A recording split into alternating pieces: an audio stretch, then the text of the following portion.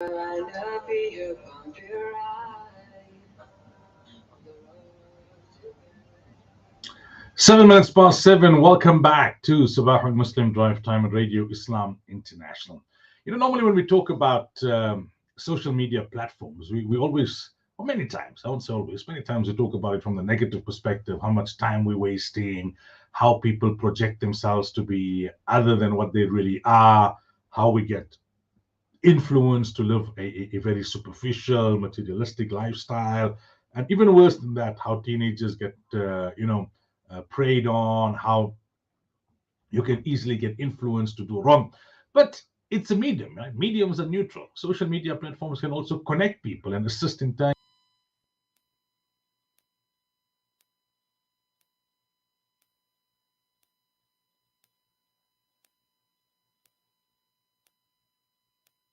kindness have you received or assisted in via social media. You can WhatsApp us on 072 786 1548. So recently there was a young mother who was facing extreme difficulty, and her sister put up a post asking for a few baby items to assist her. The response was crazy.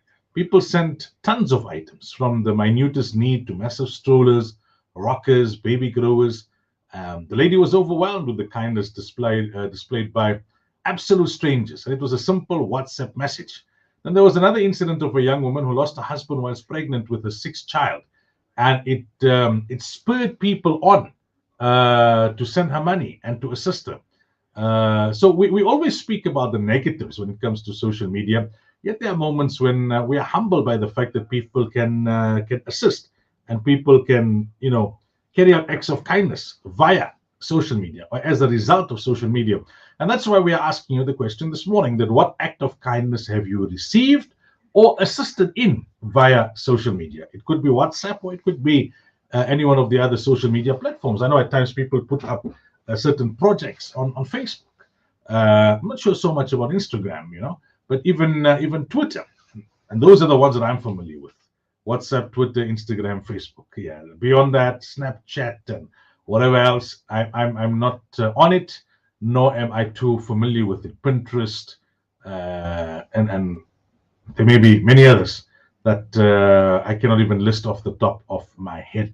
Right, so coming up in a bit, we have our hadith for the morning. We're still on the chapter pertaining to kind treatment of women. Then concerns over the impact of protest action on matric exams. We will be speaking to the CEO of Umalusi, Dr. Mafo Rakometsi, in a few minutes' time, inshallah. After 7:30, Maulana Wajah does the competition with us, the words competition. Then we talk about the tafsir of Surah Banu Israel, the objection about how will we be resurrected after our bones have turned to dust. Even today, as much as that was an objection then, today people say, what is this life after death thing? You die, that's it. So sad, to live a life like that, that when you die, you die. Imagine you're in the prime of your life, 20-something, and meet up in a car accident and you die. That's it. That's it. I mean, really? You were the worst murderer, torturer, abuser, and nothing happened to you because you had the context, you had the wealth, and then when you die, no retribution, no justice. You were a poor person, but you were honest and you lived a hard life, but an honest life. No reward for you. You just die. I mean, where's the logic in that? It's so boring, really, that you die and you cease to exist. So yeah, we'll discuss those verses, inshallah. Yeah, Tembisa Fakude will join us on the line for this week's Africa Report. We focus on Kenya as well as COP27 in Egypt, Twitter layoffs in Africa, the energy transition in Africa. In the next hour, I mean, on Friday, we were talking about difficulties and challenges that people have in Home Affairs. So we reached out to the spokesperson for Home Affairs, and he will be joining us to discuss some of those challenges at about 8:15. Towards the end of the program, SARS Commissioner Edward Kisweta will be talking to us. They want, the SARS say they apologize to staff and their families impacted by capture of SARS over the years.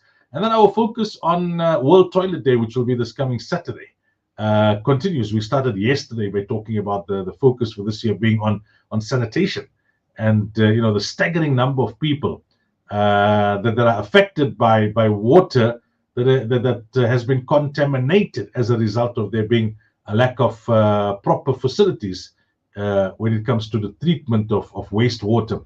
So we'll take the discussion further today, inshallah. Whatever else is on your mind, you can WhatsApp us on 072 786 1548, or you can email smr@radioislam.co.za.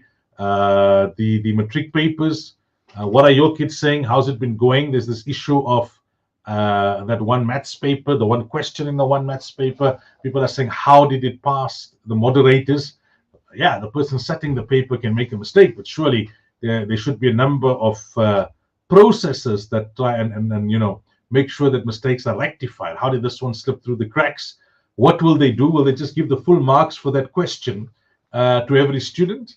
Or some were saying, and I just heard this chatter, amongst the boys, my sons, that no, for example, if the paper was out of 150 and that question carried 7 marks, they'll just drop that question altogether with its mark allocation and make the paper out of 143 because no one could get it right. The question was framed incorrectly, so there was no correct answer to it. I don't know what's a more just way, to handle such a situation. I'm no maths guru. What will count what will result in more of an advantage for those writing, if they just given the 7 marks, or if the paper then is out of 143 instead of 150? Working out percentages then become a little bit more complicated. But I mean, nowadays you've got calculators, so it shouldn't be too much of a hassle. So we will speak to Umalusi's CEO in a short while, but their concern is not so much the paper. Their concern is about protest action and its impact on matric examinations, students' accessibility to venues, etc. All right, it's gone 14 minutes past 7. Time now for this morning's hadith. Hadith discussions on Sabahul Muslim.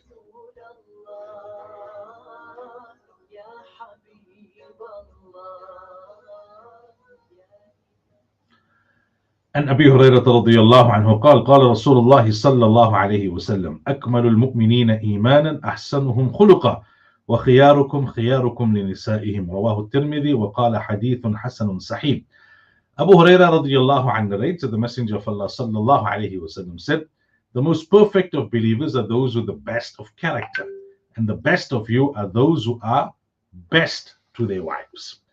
Subhanallah. So best character would include being of best behavior to your wife. That's included in best behavior or best character rather. And what would good treatment of the wife entail?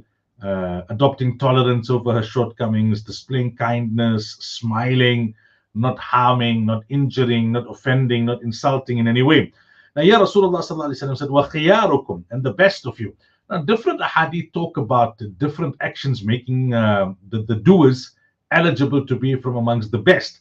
Some scholars say that Nabi Sallallahu Alaihi Wasallam looked at the individual, and if he saw a particular shortcoming in the individual, then he would stress upon a particular good act for that individual to say that this will make you the best of people. Meaning that overall you've got good qualities, but here you're lacking it. But if you improve this, you become the best of people. Somebody else, it'll be something else that's lacking. Look, understand it this way. A man has a good car. You tell him, but you need to change your tires and then you'll have a great car. Somebody else, you tell him, you know what, you need to change your shocks, then you'll have a great car, because each car's deficiency or shortcoming would be different. That's one explanation given by some of the ulama. Others say certain actions needed more emphasis at certain times. But whatever it may be, Nabi Sallallahu Alaihi Wasallam had said, in order to be from amongst the best of Muslims, you need to be of the best character, and part of being of the best character is you need to treat your women folk well. So Nabi Sallallahu Alaihi Wasallam made the benchmark of good character and good iman and a good Muslim being good treatment to your women folk, and that would include your wives. So if you can be very good with your salah, with your fasting, with your nawafil, with your charity, with your hajj, with your umrah, with all of that, but until and unless you're not treating your women folk and your wives very well, not just good, just not good, but very well, then you would not be from amongst the best of Muslims. And may Allah tabaraka wa ta'ala make us from amongst the best of Muslims. Ameen ya Rabbal Alameen. Sabahul Muslim.